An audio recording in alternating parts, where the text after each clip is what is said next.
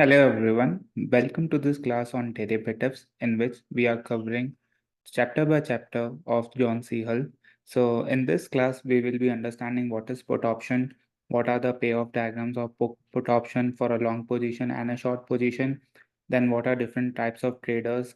Then we'll understand how can we use different types of traders are nothing but arbitrage. Then we have speculators, so, and then we have hedgers, and then we'll basically through an Excel implementation, we'll understand basically how people hedge, let's say future contracts or forward contracts, or how do people make money using speculation with the options contract. So this will be less, this video will be less on theoretical and more on practical side. But before diving deep, let's understand put option. So what is a put option, right? So put option is nothing but it gives the holder the right to sell the underlying at the strike price at a predetermined date. So you might be thinking, why will someone take a put option? So basically, the expectations from a holder perspective is that the price of the asset will, or let's say the price of the underlying will fall. Okay. So put option is nothing but it gives the holder the right to sell the underlying asset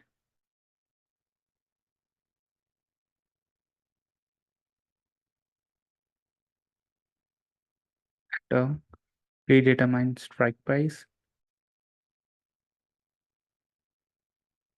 or let's say we can set a predetermined price, which is nothing but our strike price, and at a predetermined date.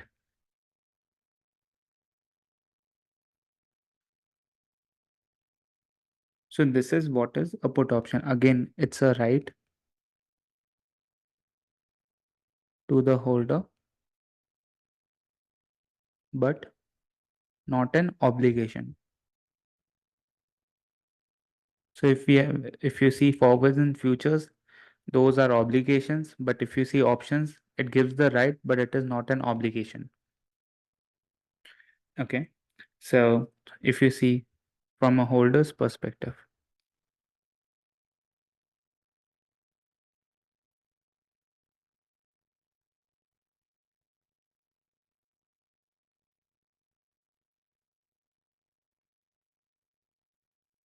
the holder perspective is nothing but the holder expects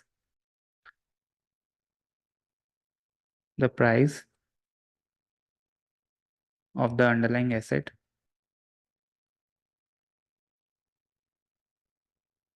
to fall. So this is someone who is basically long, okay, long on the long on the option, okay, long on the put option. So someone who is short on the put option is, so his expectation is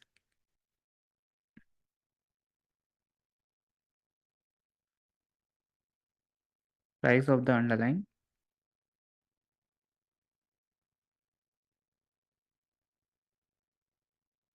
asset will increase. Okay. So let's understand what is long put and short put. Okay. What is long put? Or we can also say long position in a put option.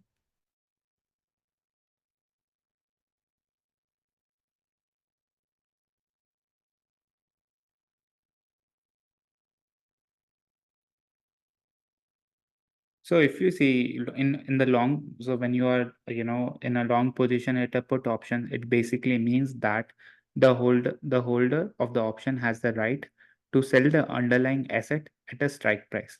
Okay. So there are few points which I want to mention here. Okay. So basically, this is nothing but right to sell.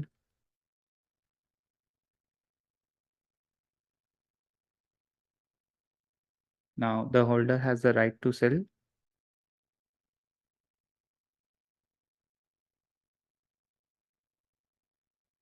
the underlying asset.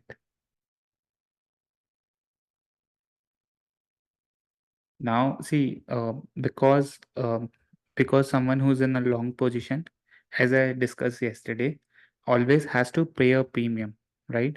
So someone in the long position always has to pay the premium. Someone who's in the short position will always receive the premium. So in this case, right, the holder pays a premium to the writer of the put option. Okay, the holder pays the premium to the writer of the put option. And why is he paying? Why is he paying the? Why is he paying the premium? For getting the rights. Because this contract is, the option is not an obligation. It is just a right to sell. Okay. And the last thing is, why will someone be in a long position? What is the expectation? The expectation is nothing but investor, let's say any investor or any trader, right, buys put option when they expect the price of the underlying to decrease.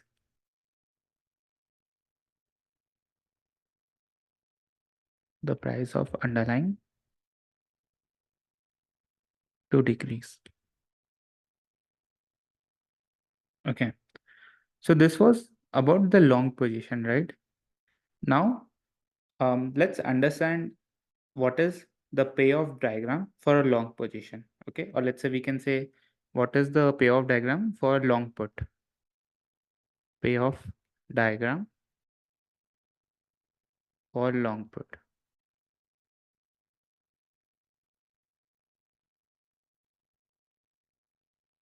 So the payoff formula becomes,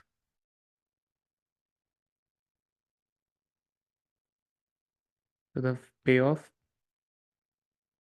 formula is nothing but maximum of K minus ST comma 0. And as I said, in the long position, you need to pay the premium. So minus premium. So this will be the payoff equation. Okay. And the graph, you know how the graph will look like.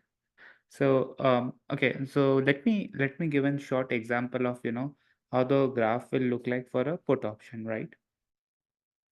So let's say you have a stock, you have a strike price, let's say at 95. Premium, let's say premium that you have to pay is $1. Okay. And um let's say the stock price right now is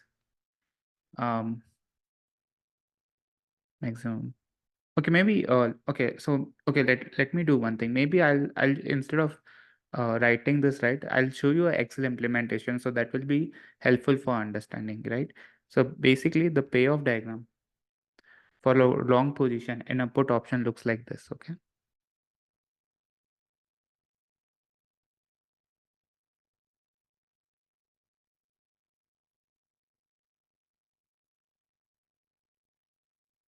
So that's how, so this is nothing but your stock price, and this is nothing but your payoff. So if you see this part,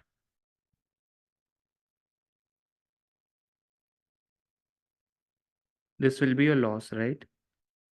And this will be your profit. And this is nothing but your strike price, where it becomes 0. Sorry, this will be, sorry, not strike. Okay, perfect. So that's how a payoff diagram for a long put looks like. Okay, I'll also show you an Excel implementation, so don't worry on this. So like, how does this, let's say graphs is like this. So yeah, so let's move on to the short position. Okay. But just remember this, okay? So in a long put, you have a right to sell. Because you are in a long position, you need to pay the premium, and the expectation is that the underlying will decrease. Okay. Now similarly, if we have a short put option.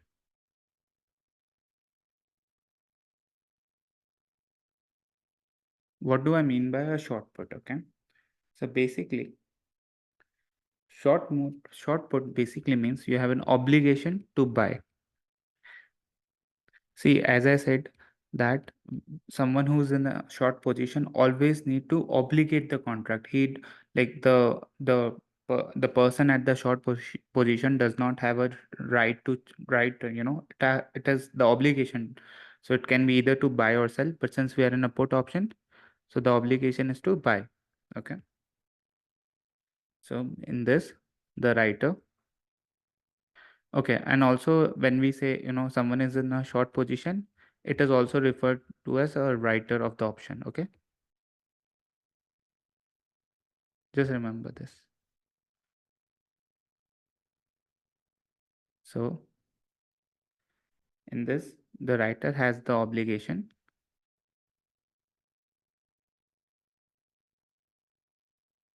to buy the underlying asset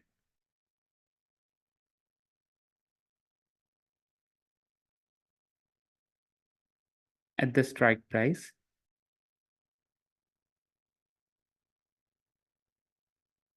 at a predetermined date,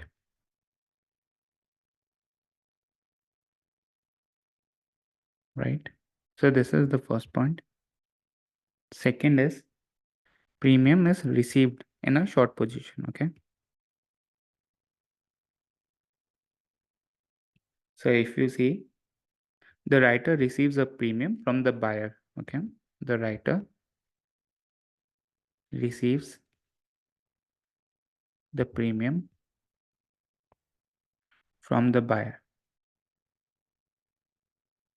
And why is he receiving the premium? For taking taking on this obligation. Okay,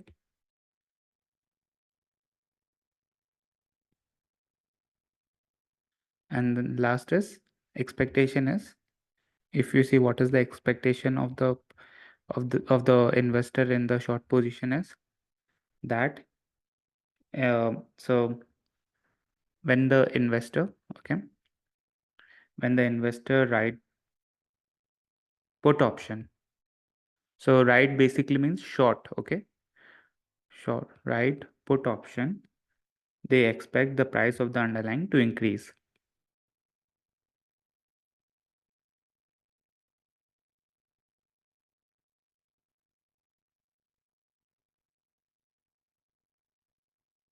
Okay, this is what is the expectations. See, as I said, let's understand.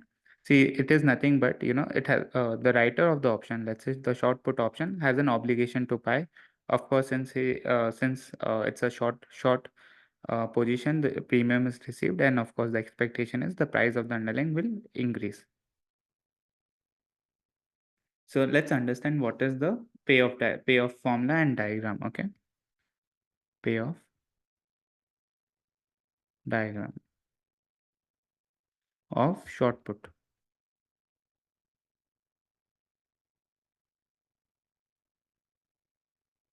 So if you see the payoff equation, let's understand the payoff equation first and then the diagram. Okay. It is nothing but, because the premium is always received, right? So premium minus maximum of K minus ST comma 0. See, this is, if you remember this was nothing but the put, long put, right?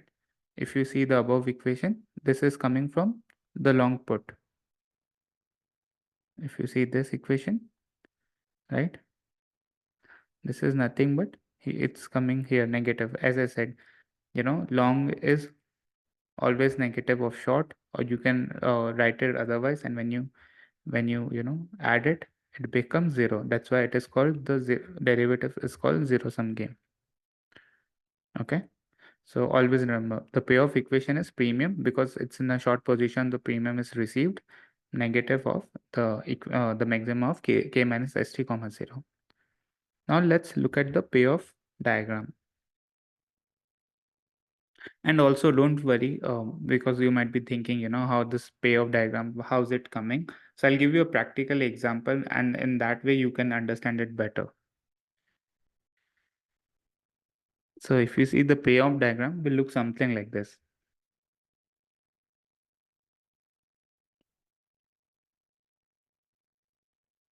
So that's how a payoff diagram will look like. So this is nothing but your stock price. This is nothing but your payoff, right?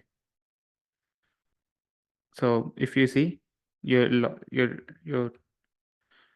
if you see your profits are limited, right?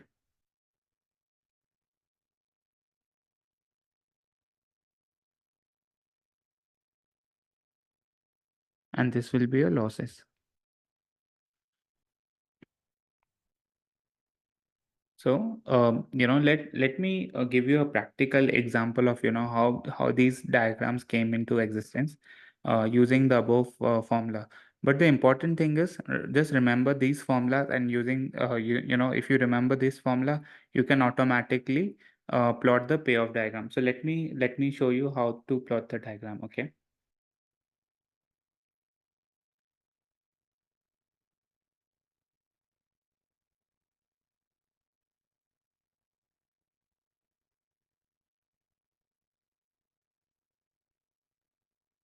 Let me know if you can see my screen.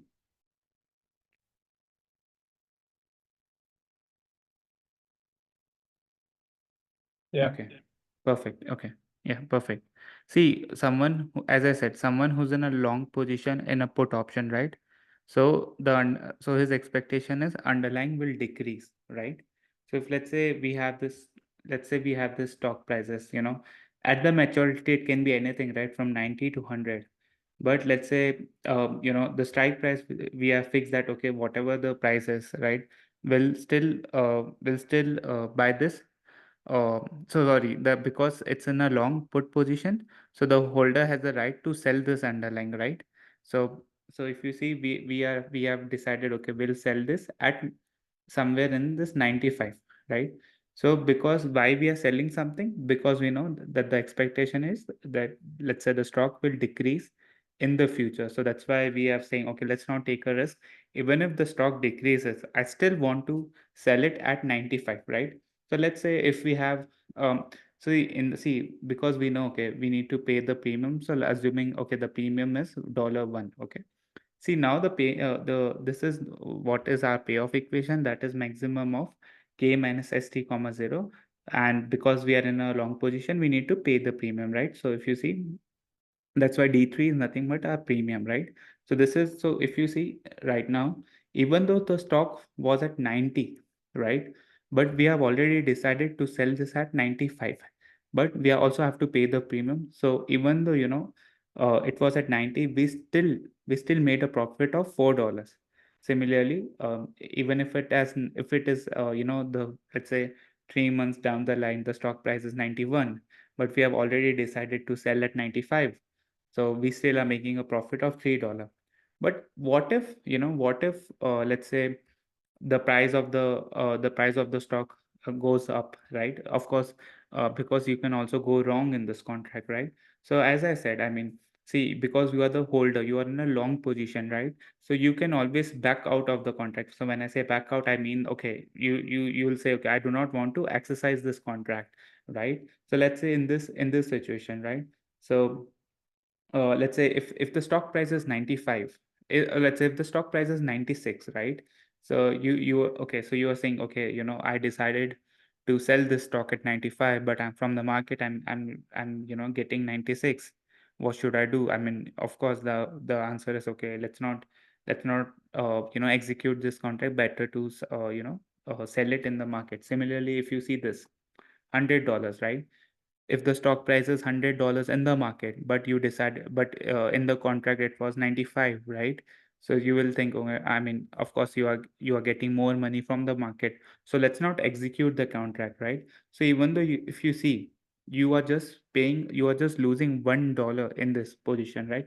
So when your stock becomes $100, right, so you're just losing $1, which is basically nothing but the premium that you are paying, right? You're just losing that, but what you are gaining almost $5. So five, yeah, so you are almost gaining $5 if you sell this in the market, right? So so that's how I just plot. So if you see this graph, I just plotted the stock price and the payoff, right? So always remember the stock price is on the x-axis and the payoff remains in the y-axis. So that's how, this position will look like. So also remember one thing, if you see, right, I mean, if because in a long position the expectation is okay, the price will decrease. So the more and more the price decreases, right, the more benefit, or let's say the more profit you will get with the decrease in stock price. So that's why if you see, as you go, like this, as you go like this, your profits started increasing. And see this, in this case I just assume one option contract.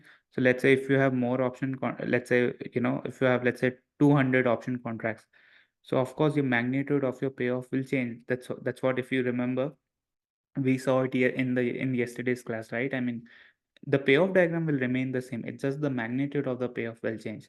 So that's how the payoff diagram look like. Now let's understand someone who's in a short position.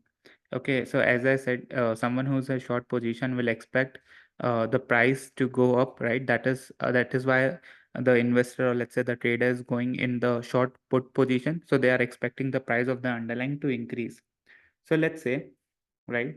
So if you see here, so if you see, I mean, because the investor was expecting the price to increase, right? But in this scenario, the price actually decreased.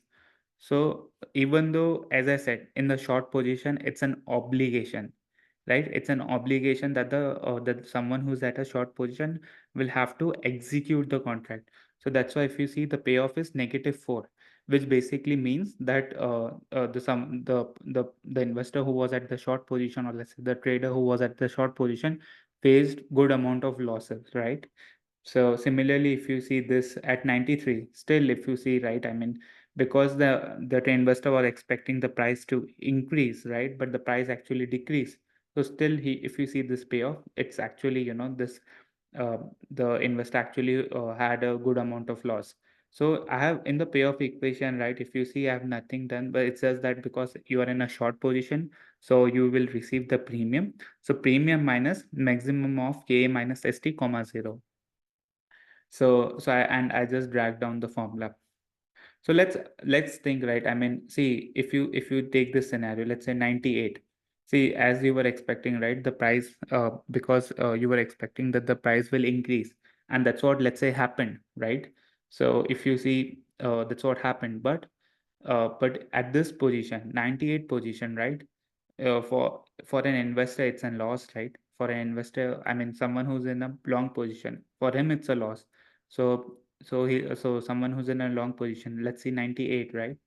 The investor will just say, okay, I will just pay you the premium, okay, and I'm just backing out of this contract. I'll not execute the contract. So that's why you see, at this 98 position, the payoff is nothing but the premium is whatever premium is being paid from the long position to the short position. So if you see in all these cases, right, if you see in all these cases, it is nothing but the premium is being received by the person who is at the short position. And why do I say, okay, it's a zero sum game? See, if you add any position, let's say we are taking the stock price at 90, right? So if you add the payoff, it will always remain zero. And so for all the stock price, so if you take some, like, the stock price at 91, so long position is making a positive payoff, that is 3, and this one is making a negative payoff, that is -3. So if you add, 3 and -3, it will become 0. So that's why derivatives are called zero sum game. So that was all about the put position. Okay. So now let's understand. Now let's understand what are the different types of traders. But before moving, do you have any questions on this?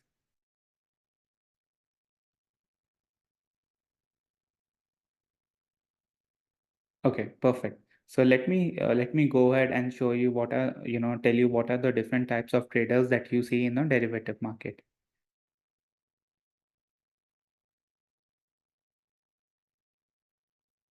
So let me share my iPad again.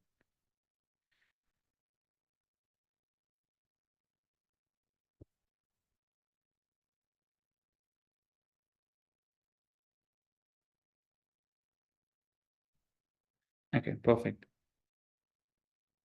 So let's understand the different types of traders, right?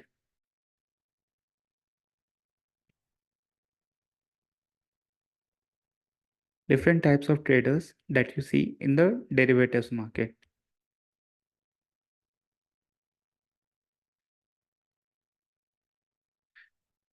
So it includes both, exchange and the OTC.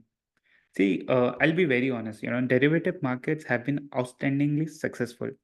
The main reason is that they attract many different types of traders, and that's why they have a great deal of liquidity. So let's say when a trader wants to take one side of a contract, there's usually no problem in finding someone who's prepared to take the other side of the contract. Okay. So that's why derivative market is liquid.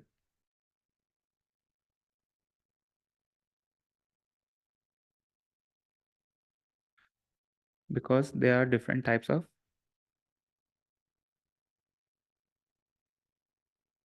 participants, or let's say we can say traders. Okay. So what are the different types of traders? Okay, let's understand. What are the different types? So we can say, okay, we can say there are three broad categories of traders that can be identified. Okay. So the first one is hedgers. The second one is speculators. And the third one is arbitrage. Arbitrages. So these are the three different types of traders, right, that you will see in the derivative market. And every trader has a different mindset. They are entering into a derivative contract because they have a specific reason for it. So, let's understand, who are the hedgers, speculators, and arbitrageurs. Okay. So let's understand who are hedgers first. So if you see hedgers, right, they are market participants who use financial instruments such as forward, futures, options, right, to manage or mitigate their exposure to the risk, or let's say you can say to the price volatility. So their aim is to protect themselves from the adverse price movement in the underlying asset by taking an offsetting position in the derivative market. Okay. So hedgers are market participants who use the financial instrument. Financial instrument in this case is nothing but derivatives, different types of derivatives. Let's say forward, future, forward, future, options, or swap. I know we have not studied swap, but we'll soon study swap. Okay.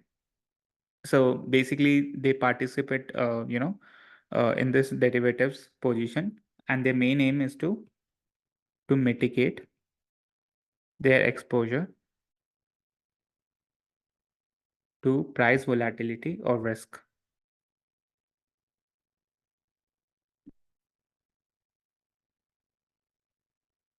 So their aim is to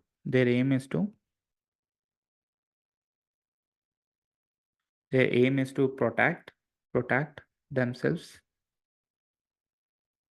from adverse price movement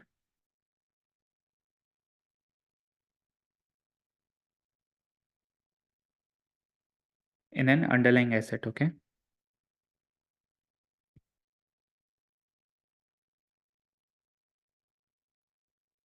And how will they protect, their the price movement is by taking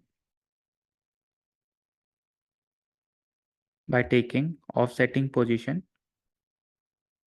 in the derivative market. Okay.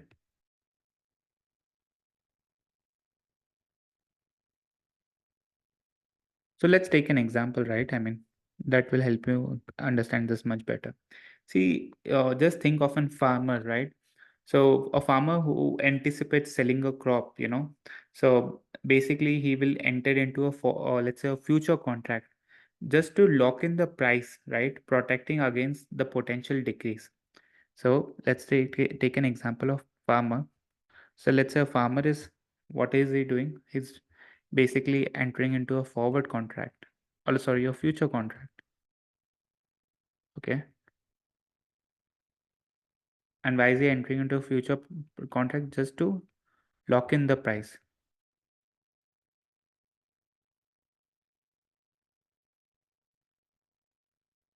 Okay. Similarly, if you see, also, as I told you in the last class, like, how basically future contract works, we'll also see some practical implementation today. And let's take another example. If you see, let's say a multinational company, right? And any MNC, if you see, so of course, they have a foreign exposure, right? So they'll be using these derivative contracts to basically hedge against exchange against the fluctuation that happens in the exchange rates. Okay, if you see an MNC, so basically they enter into derivative contract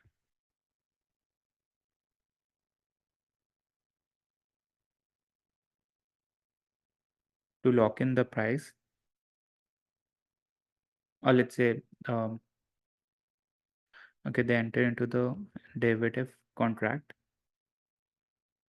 to hedge against the fluctuation that happens in the exchange rates.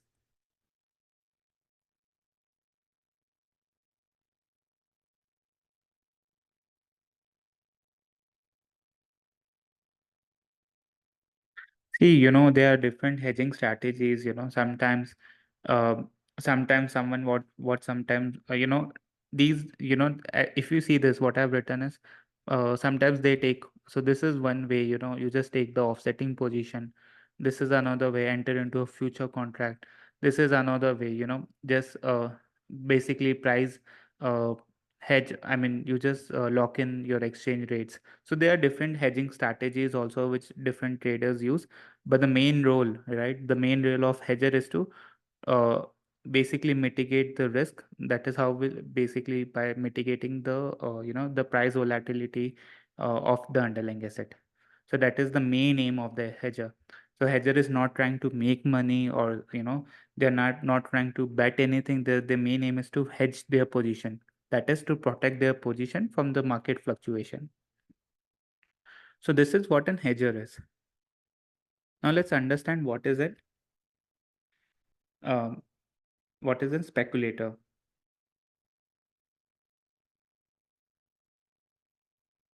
Also, I just want to make a note here.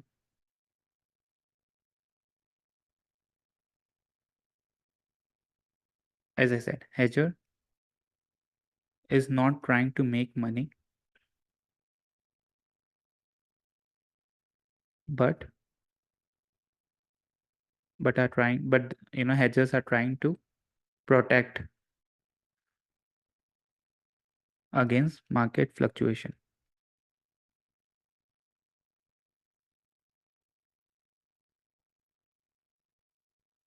Okay. Now let's understand what is speculator.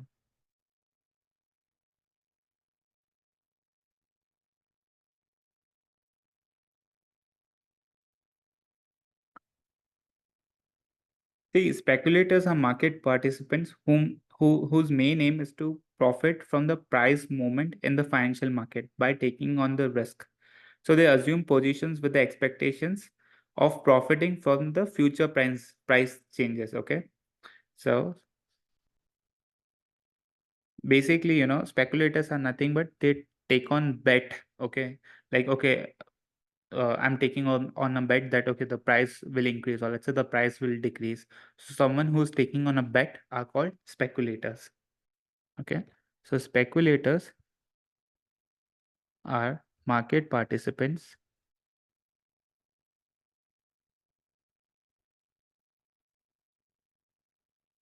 who aim to profit from price movement. Price movement in financial market. In the financial market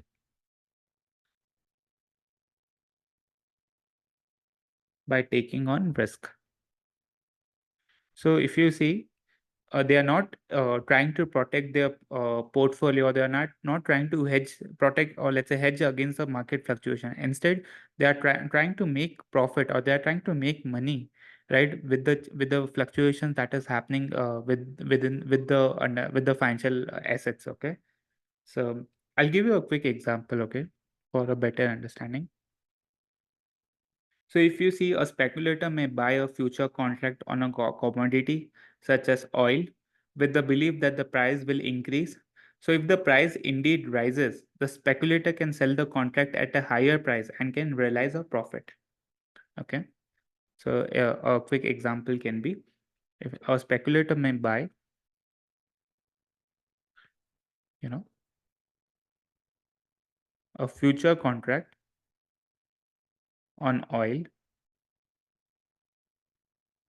or let's say on a commodity, and it can be any commodity. Okay. Let's say we have oil as an example. Okay. So with the belief that the price will increase. Okay.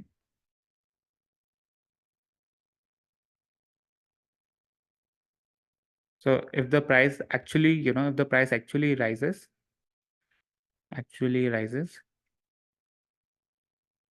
the speculator can sell the contract at a higher price.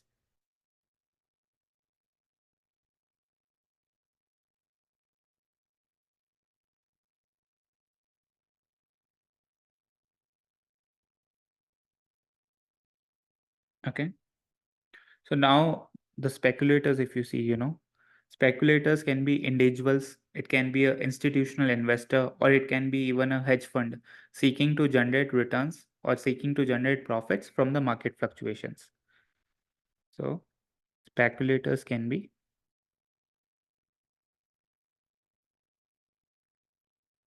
individuals or institutional investor,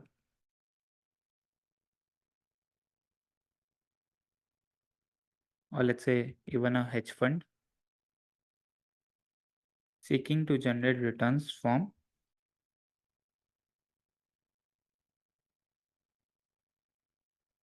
market fluctuations.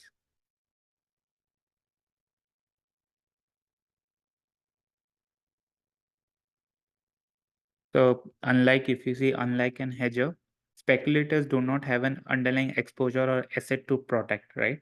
So if you see hedger in the other case, they were trying to protect their portfolio, but speculators, they do not have any underlying exposure or any asset to protect, but but they are actively take on risk in the hope of earning profit from the market movement. Okay. So just a note.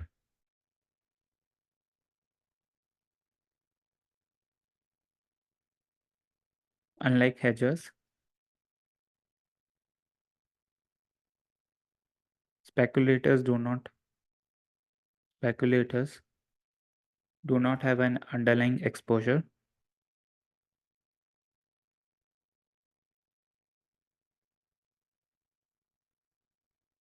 or an asset to protect.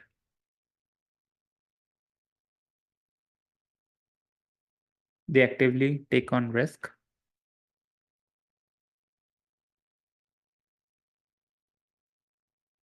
to, or let's say actively take on risk in the hope of earning profits, in the hopes of earning profits.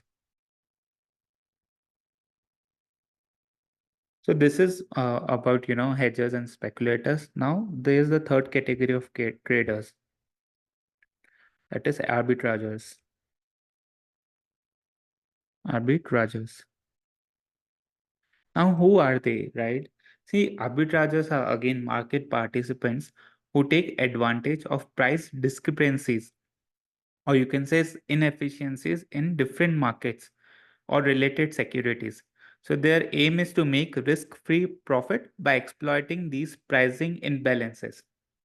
So, so just to make you understand better, arbitrageurs, they take on, so let's say there's a stock which is trading on New York Stock Exchange, and there's the same stock which is trading on London Stock Exchange, and you see a price discrepancy, right? So arbitrager is someone who will buy at one exchange, sell at another exchange, and take in the remaining profit. Okay. And I'll give you a practical example of this also using an Excel implementation. So arbitrageurs are market participants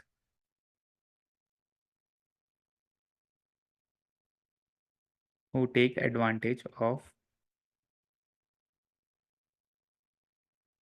price inefficiency, or you can say discrepancies, price discrepancies in different market. So their aim is to make risk-free profit, because see, there is no risk involved, right? That's why I'm saying it's a risk-free profit by exploiting these pricing imbalances.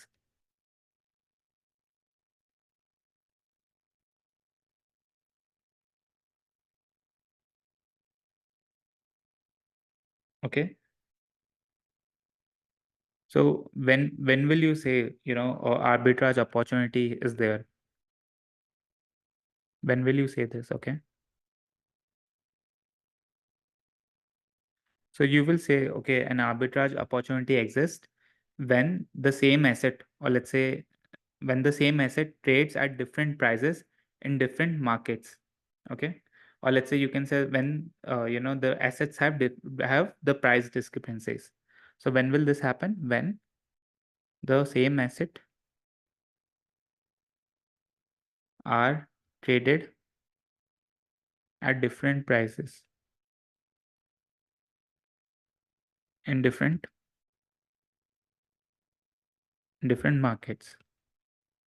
And a lot of hedge funds, they make a lot of profit using these arbitrage opportunities. Okay. So basically, how do they make money? How do they make money? Is by, let's say, buying at lower price from one market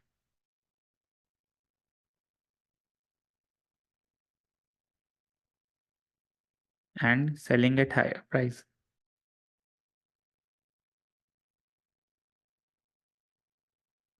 in second market.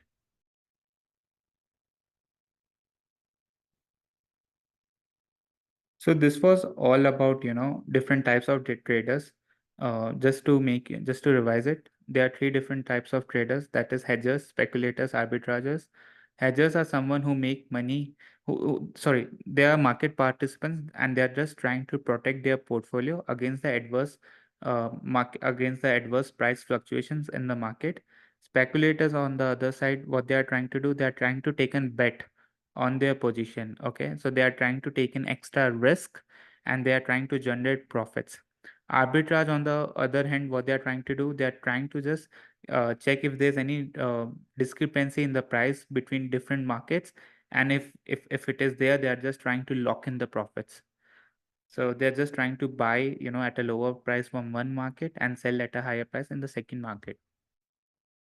So this was more on the theoretical side. So let's understand more from a practical aspect, that how all these things are being used.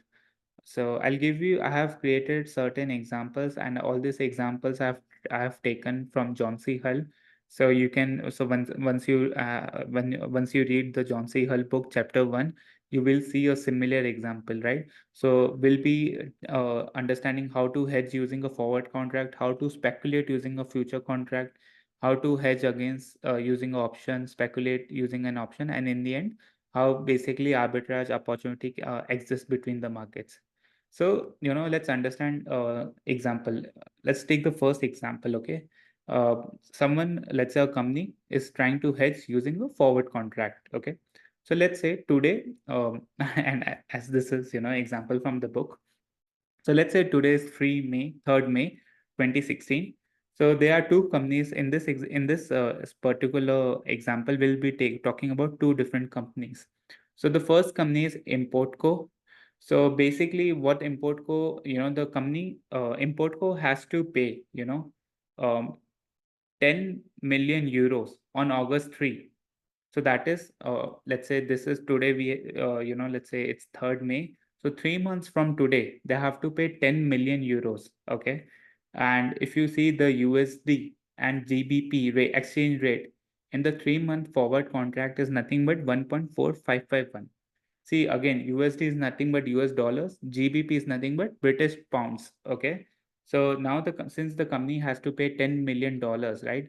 And of course, there is a fluctuation that happens between the USD GBP prices, right? So either they can enter into a 3-month forward contract at this price, or what they can do is at this and on August 3rd, 2016, whatever the price is, they just pay it upfront, right? So these are two things that can happen. So let's see what happens in the first case, okay? So let's say right now, what is the scenario? They have to pay how much? Basically, they need to pay 10 million euros, right? And the price that they can enter into this forward contract. Let's say if they are taking a forward contract, and the rate that they are getting in this forward contract is 1.4551. So if you just multiply these two, that is the rate with $10 million, right? Yeah, with 10 million, with 10 million euros. So if you multiply the rate with the 10 million euros, you will get how much money they have to pay in dollars, right? So let's say if they enter into a forward contract, right? So they have to pay they have to pay close to $14.5 million, right? So this is if they enter into a forward contract. Now let's take two scenarios, right? Either the rates, right, 3 months down the line, it can be lower or it can be higher. So let's say the rate becomes lower, that is the rate becomes 1.4. So what will happen? So if the market rate for the USD GBP in the market is 1.4. So again, what you need to do is you need to multiply the euro, 1.4 euro with 10,000, right? Because, 1.44 with 10 million euros, sorry. Yeah, with 10 million euros. So this will give you nothing but $14 million. So what really happened if you see in the contract? See, assuming you entered into the contract, right? So let me write this is a forward contract, right? For a better understanding. So let's say you enter into a forward contract, right? So 3 months down the line, you paid $14.5 million. But in the case one, right, when the rates were lower, so and if you already entered into a forward contract, as we all know, forward contract is an obligation. You cannot back out of the contract. So you end up paying more money. So that's why entering into this contract, let's say entering into this forward contract was a bad decision, because 3 months down the line, right, the rate was actually 1.4, and you paid with the reference of 1.451. So assuming, let's take a second scenario, right? In this scenario, we assume, okay, the rate decreased, but what if the rate increased? So if the rate increased, right, so they have to pay $15 million, right? So they end up paying $15 million. But let's assume, okay, they were in a forward contract, right? So even though the market, was telling them to pay $15 million, but they end up paying how much? $14.5 million.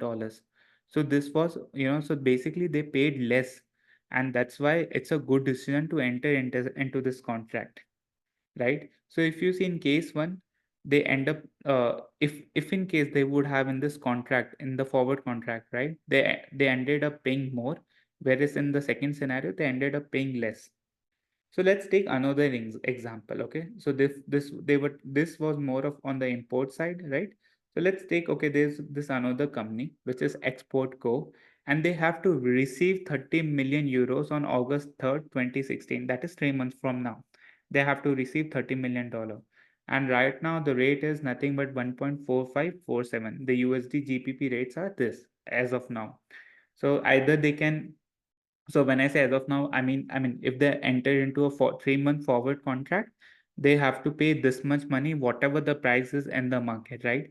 So again, there can be two scenarios. Either either it can go up, or the rates can go up, or the rates can go down. So in this, if you remember the first example, the company has to pay And the second example, the company has to receive the money. Okay. So in this case, the company has to receive the money. So if you see, if it was, let's assuming, okay, if we entered into this forward contract and we had to give a rate of 1.4547, and since we had to receive 30 million euros, right? So if I just multiply this, the rates with the amount that we have to receive, this is $43.6 million that we will receive, right? This was when we entered into the forward contract. So let's say we did. So let's say if in case, if in case we did not enter into the forward contract, or let's take a scenario when the rates were less 1.4. See, because you have to receive the money earlier, right? So if the rate becomes 1.4 and then you multiply 30 million euros, it becomes 42 million dollars, right? So, I mean, just imagine, no, I mean, if they would have entered into this forward contract, they would have gotten more money, right? If you compare these two, which is more, this is more, right? So in this case, they would have gotten more money if they would have entered into a forward contract. But because, let's say, if they have not entered into the forward contract, they received less money. Okay. So, yeah, they received less money. So let's take another situation wherein the rate actually rises. So if the rate rises to 1.5, right? And so how much money, if you see how much, so if you multiply 1.5 with $30 million, the amount is $45 million. So if in case, let's say, let's if in case, assuming, okay, let me delete this. Sorry. Yeah. So let's say 40, this is the money. If in case you would have not entered, so if in case you would have entered into the contract, you would be paying this much, right? But since you did not entered into the contract, right? That's why you are paying this much money. So always remember it. See, because it's an obligation, either you will end up either you will be end up making profits or you will end up making losses, right? But also remember this thing that if you see this case, if you see this case, they end up paying, right? If you see when they were, in this case, if you see, they end up paying more money. So it was a bad decision to enter into the contract, right? Because if you see in this case, they were paying the money, right? So if they would have entered into the contract, they would have paid this much. And if they did not enter into the contract, they got this much. So that's why it's said, okay, even if you are trying, you might enter into the forward contract, but it's not always necessary that you will end up, profiting, or, it will be a great decision to enter into the contract. So that's why I said the learning from this whole Excel spreadsheet is a company might do better if it chooses not to hedge than it chooses if it chooses to hedge, right? So if when I say hedge, basically means entering into the forward contract. So when they entered into the forward contract, I mean, it was a bad decision. So it was better, I mean, they should not have entered into the forward contract. So this was more on the Excel implementation of how to hedge using a forward contract. So let's understand a similar case study in which we are trying to do speculation using a future contract. So consider a US speculator. As I said, speculator is someone who's trying to make money, right? So a US speculator who in February thinks that the British pound will strengthen relative to the US dollar over the next 2 months. Okay. So his speculation amount that he's thinking is, okay, he's thinking on a speculation amount of 250,000 euros, right? So one thing the speculator can do is either purchase 250,000 euros in the spot market in the hope that the sterling can be sold later at a higher price. That's how, speculators make money, right? Buy cheap and sell at a higher price, right? So, or another possibility is basically taking a long position in four, let's say, future contract on sterlings. So if you see, each future contract is 62,500 euros. So when I say four future contracts, so if you multiply four with this amount, 62,500, it will actually give you nothing but 250,000 euros, right? So But again, once you enter into the future contract, you'll have to pay the initial margin. So let's say the initial margin on this contract was $20,000. Okay, so either the investor, or let's say either the trader can buy the euro at this amount, or it can either go into 4 futures contract. So let's take certain scenarios to understand the situation better. See, let's say this was if you see this was, let's say, the spot price when they were planning to buy, okay, 250,000 euros. So because this is the amount that they have to buy, so they end up paying how much? 250,000 times the spot price. So this is how much is the amount that the trader has to pay. But let's say if they are into the future contract, right? If they are into the future contract, so the trader just has to pay the initial margin, which is nothing but 20,000 euros. That's all. Okay. So assuming, okay, the price goes up and the price goes down. See, it is, so if the price goes up, the calculation remains very simple. That is, if 1.4 is, if 1.4 is sorry, okay, so if you see the spot price was 1.454, right? So basically, if you see 1.4 minus 1.454 is basically the loss that he'll be making, and of course the amount that he has to pay is 250,000. And why is it the loss? Right? Because see, as of now, he was buying, as of today, he was buying at this amount. But let's say 3 months down the line, the amount decreased. So of course he'll be making a loss, right? I mean, if in case the amount increase, the trader will be making a profit. So if you see, I just subtracted 1.5 with, this is nothing but our spot price multiplied by the future, by the amount that we have. So in this case, this was the loss and the profit. Similarly, if you see the future contract, right? In the future contract, as I said, the calculation remains, if you remember, ST minus K is what the calculation is, right? So if you see the price that we are the price in the market ST, right, is 1.4, and K is nothing but the strike price of the future contract, right, which is 1.4543, and we are multiplying with the amount, right? So this is the loss, and this is again doing the similar calculation, that is ST minus K multiplied with the amount. So this will be the profit. Now, what is the main difference? I mean, entering into the future contract and, let's say, just buying in the spot price. What is the main difference?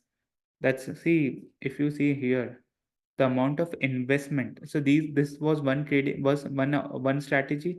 Either you just go and buy 250,000 euros from the market, or you just buy 4 future contracts. So this was strategy one, this was strategy two.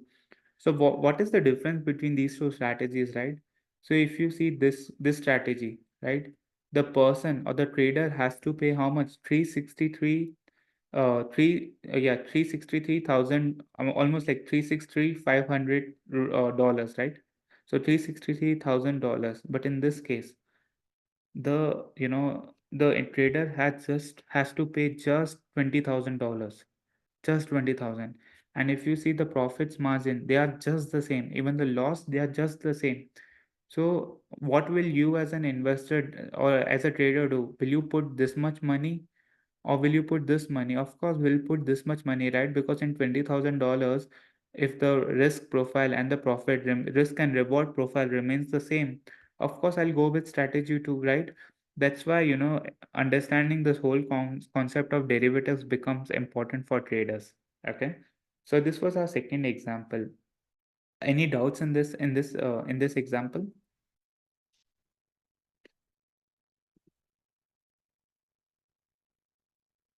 Okay. So I'll be moving on to the third example. Okay, so in our third example, we have a company A, and these examples are from John CL. Okay, chapter 1. So if you see this third example, we have company A. So the number of shares that the company A is planning to buy is 1,000, and the price of the share is, at the moment, the price of the share is $28. Okay, so the investor is concerned about a possible price decline in the next 2 months and wants a protection. Okay. So in this case, the investor is thinking, okay, the price of the stock might decline. Okay, excuse me. Yeah, so the investor is thinking the price of the stock might decline. So what is the choice? We know if the price decline, right? What you can do? You can buy a put. Always remember, call was when the price when the investor plans thinks, okay, expects the price to buy to sorry rise. And when do you buy a put? When the investor expects the price to decline. Okay, so because in this case, if you see the price, the investor expects the price to decline, that's why we are buying a put option. So if you see, the investor could buy 10 July put option contracts on a company stock with a strike price of 27.5. So what the investor is thinking is, okay, we can maybe, he can buy a 10 put option. Also, always remember, in one option contract, there are 100 shares, right? So either you can buy 1,000 shares directly from the market at this price, which is $28, or what you can do is you can price. So if I want to buy 1,000 shares, what will I do? How much contract will I buy? Just 10, right? Because if I buy 10 option contract, how much will be the shares? 10 times 100. So this is nothing but thousand shares. So the first strategy is either you can buy directly from the market, or maybe you can take 10 put options from the market at the strike price of 27.5. Also, the premium that you have to pay, because you are in a long position, as I said, you always have to pay a premium in the long position, right? So the premium that you have to pay in the long position is how much? $1. So also, one thing which I want to tell you, sometimes people refer the premium to as option price. So someone can say, oh, the option price of this contract is $1. Or let's say the premium of this contract is $1. It's just the same. It's just the same. The people use it interchangeably, but it's just the same. So okay, so now we have a situation. Okay, so let's say, as I said, the premium that we have to pay is $1. In one option contract, we have 100 stocks, and total we are planning to buy 10 put contract. So how much will be? So basically, how much is the amount that we have to pay? $1,000, right? Because $1 is the premium. $1 is the premium per share, and since we are buying 1,000 shares, so 1,000 will be the price that you have to pay for the strategy. So if you see, the strategy costs $1,000, but guarantees that the share can be sold at least 27.5 per share during the life of the option. So as you know, right now the price was current market price is 28. So this option gives you the option. This put contract gives you the option, gives you the right to sell at 27.5. So let's see certain scenarios of what happens when the stock price decreases or increases. So of course, as you know, the stock price can go from anywhere to anywhere. So assuming in this case, the stock prices go from 20 to 34, we know that whatever the case is, the strike price will remain the same, the premium will remain the same, the quantity will remain the same, right? What is the payoff? The payoff for a put option is nothing but maximum of k minus st, right, comma 0. And since we are in a long position, so that's why we have to pay the premium. So f16 is nothing but the premium paid, and then we'll multiply the whole with the quantity. Okay, so maximum of this is k minus st comma 0. And of course, since we are in a long position, we need to pay the premium, and this whole multiplied by the quantity.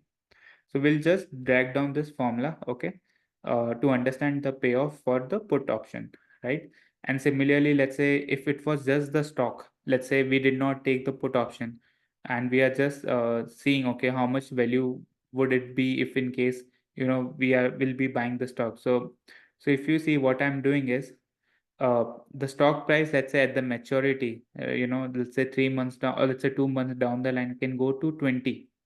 So, at the moment, the price was 28, and 2 months down the line, it is 20. So how much is the loss? $8 per stock, right? Right now, just think, right now it is 28. 2 months down the line, it becomes 20. The loss becomes 28 minus 20, right? So that's what I have done. So sorry, 20 minus 28 becomes the loss, right? So, and then we need to multiply with the quantity. So this is how I've generated the payoff for, the stock, basically the payoff for a stock price. Now, I just plotted this. So that's how the figure looks like. Now let's understand the figure. Okay. Now let's understand. See, we were seeing, okay, we had this idea, okay, that the price will decline. So if you see in this case, the option actually made a profit of $6,500, wherein in this case, the the you know the loss that you would have faced was $8,000, right? So if you see the profile here, let me take you the minimum and the maximum. Okay, let me take this.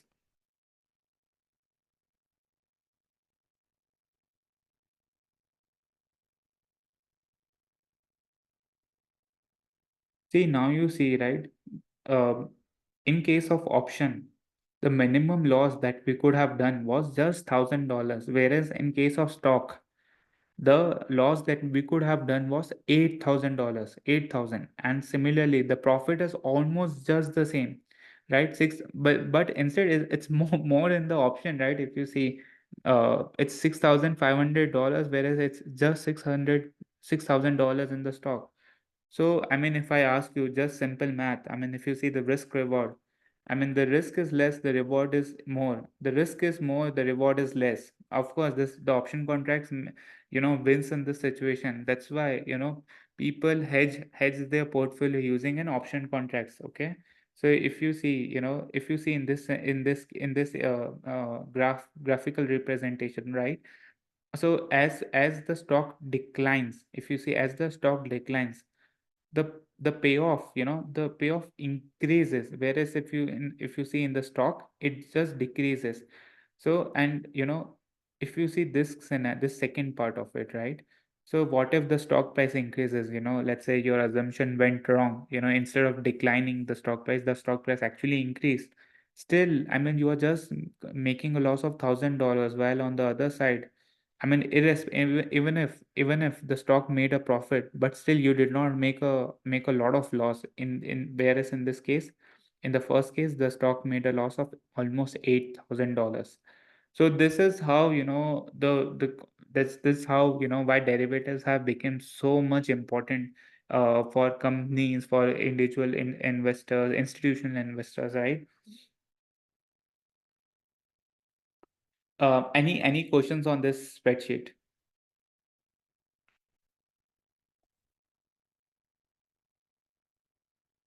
Okay, perfect. So we have two more examples left. So this was also an example taken from John C. Hull. So this was an example, how do people speculate using an option contract? See, if you see, a speculator considers that a stock is like, see, I said speculator is someone who's betting, right? Who's betting on a market fluctuation. So a speculator considers that a stock is likely to increase in value over the next 2 months. Okay. So let's say the current stock price is 20, and their expectation is, okay, the stock price will increase. So what we can do, we always know, if the stock price is about to increase, we can take a which option? Call option, right? Because call we take when the stock price increase, put we take when the stock price decreases. So that's why if you see the last example, the stock prices were decreasing, and in this example, since it's increasing, that's why we'll go into a call option. So let's say a 2 month call option with a strike price of 22.5 is currently selling for $1. So premium here is $1. So the strike price is 22.5, premium is $1. So the speculator is willing to invest $2,000. See, whatever the strategy is, the speculator just want to invest $2,000. Okay, his investment amount is $2,000. So the one alternative is, because the stock price is at 20, right? And he just want to invest $2,000, so he can just buy 100 shares, right? Directly from the market. So 20 cross 100 becomes 2,000, right? So this can be one strategy, just go and buy upfront from the market. Or the second strategy is basically taking in 20 call options contract. See, as I said, in one call option, you have 100 shares. So in let's say 10 call option, how many shares will be there? 1,000 shares, right? sorry, in 20 call options, sorry. In 20 call options, how many share will be there? 2000 share. And see, premium that we are paying is how much? 1 per share. So how much will be the premium for 2000? It will be just 2. So this is again the same thing. If you buy 20 call option, the amount that you are paying is how much? $2000, right? And in this case, it's the same thing. So now let's see what will be the scenarios, right? If you buy 100 shares versus if you take in 20 call options. Let's say, because right now, right, the price is 20, assuming that the price decreases. So from 20, it goes to 15, right? So this goes to how much? 15. So okay, so because this is the share, right? So what will happen is 15 minus, so okay, so right, so let's say right now the market price was 20, 2 months down the line it became 15. So the price decreased. So how much is the loss? Basically, we lost $5 per share, right? And since there are 100 shares, if you remember, there are 100 shares, right? If you see here, we are planning to buy 100 shares. So 5 times 100 becomes 500. So we have a loss of 500. Now let's see the options on the other side. We know the formula of option for a call position is nothing but maximum of ST minus K comma 0. We know that ST is nothing but, okay, uh, just 1 second here. ST is nothing but, okay, it should be 15, I believe. Yeah. Okay. This was how much? Okay. Yeah. So because ST minus K, right? Right now at the maturity, the stock price is what? 15, right? The stock price is what? 15. So maximum of ST, which is 15 minus K. K is what? The strike price, comma 0. This was the equation for, and of course, because we are in a long position, we need to pay the premium. So minus 1 is nothing but a premium. So this whole multiplied with 2000. Okay. So this is nothing but, basically, we made a loss of $2000. Okay. So we are just using our equation, that is maximum of ST minus K comma 0. And then we need to give the premium, and then we are multiplying everything with the quantity. Okay. So this much is the loss in the call option. So let's assume what we thought, like what the speculator thought actually happened. Instead of, like in this case, the price decreased, if you see, but what if the price increased? So if you see, the he bought this at $20, right? And now the price has become 27. So he gained how much? $7 per stock. So $7 per stock, and we have total 100 stocks. So how much? 7 times 100 is $700 he made by just buying the shares. Now let's look on the other hand, you know. So if you see maximum of ST minus K, ST is what right now? 27. So maximum of 27 minus 25 comma 0, and 1 is the premium that we are paying, right? And this whole multiplied by 2000. So now if you see, um, the return that, or let's say the profit that the speculator is making is $7,000, right? So see, that's how it makes, that's how, speculators play. Even though in both the cases, of course, I mean, 2000 is of course much more than, almost 4 times more than the 500. But if you see 700 and 7,000, I mean, it's a 10-time difference, right? I mean, just multiply 700 with 10, 7,000. So that's how, speculators, they trade a lot on options. Even though their risk is little high, but their profit is, really very, very, very high. So that's how, basically, speculators, they deal with a lot of options also. So I just made a payoff diagram just to show you, okay, how does this diagram will look like? Nothing. We are just took the value of, ST from 15 to 27. We all know, okay, the this will always remain the same, that is 22.5, and premium is nothing but 1, and our quantity is 2000. So option payoff is nothing but ST maximum of ST minus K comma 0, and of course we are paying the premium multiplied by the overall quantity. So if you see up till this point, right, up till this point, because the price declined, right, we were making losses. But if you see from this point, we were sorry, up till this point, we were making losses. The speculator was making losses. But if you see this point, from this point onwards, he started making profits. And if you see the magnitude of profits, right, it's crazy. $7,000 is what he made in the end as compared to $700. So any doubts on this spreadsheet?